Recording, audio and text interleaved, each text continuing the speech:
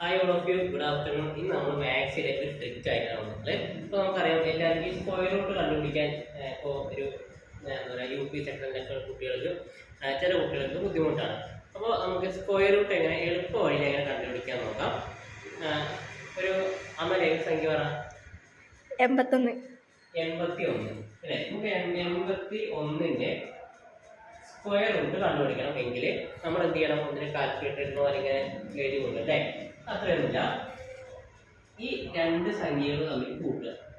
8+1 1 എത്രയാ? 9. 9ആണ് ഇതിൻ്റെ square root 81. ഇനി കുറച്ച് വലിയ സംഖ്യ നോക്കി നോക്കാം. മറ്റേ സംഖ്യ പറയും 2025. 2025. ഇപ്പോൾ നമ്മൾ ജീവിക്കുന്ന വർഷം 2025. അപ്പോൾ നമ്മൾ നോക്കി നോക്കാം. 2025 അല്ലേ? 2025ന്റെ സ്ക്വയർ റൂട്ട് നമുക്ക് കണ്ടുപിടിക്കണം. ഇതിനെ സ്പ്ലിറ്റ് ചെയ്യാം.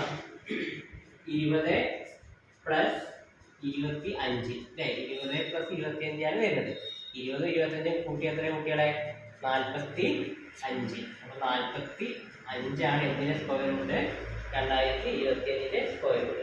എന്തെങ്കിലും ചെയ്യാൻ വേണ്ടി ഹോംവർക്ക് നമ്മൾ എഴുതിയിട്ടുണ്ട്. ഇപ്പം വലിയ സംഖ്യയാണ്. ചെയ്തിട്ട് നിങ്ങൾ എന്ത് ചെയ്യുക? കമൻറ്റ് ചെയ്യും. ഇതേപോലെ ചെയ്താൽ മതി കേട്ടോ. പ്രസ് ചെയ്താൽ മതി. നിങ്ങൾ അതിൻ്റെ ഉത്തരം എന്ത് ചെയ്യുക? കമൻറ്റ് അറിയുന്നത് കിട്ടുന്നൊരു കമൻറ്റ് ചെയ്യാം. അപ്പോൾ ഓക്കെ, ഈ സ്ക്വയർ റൂട്ട് കണ്ടുപിടിക്കാൻ ബുദ്ധിമുട്ടിയിട്ട് ആരും കിട്ടേണ്ട ആവശ്യമില്ല. കാൽക്കുലേറ്റർ വേണ്ട.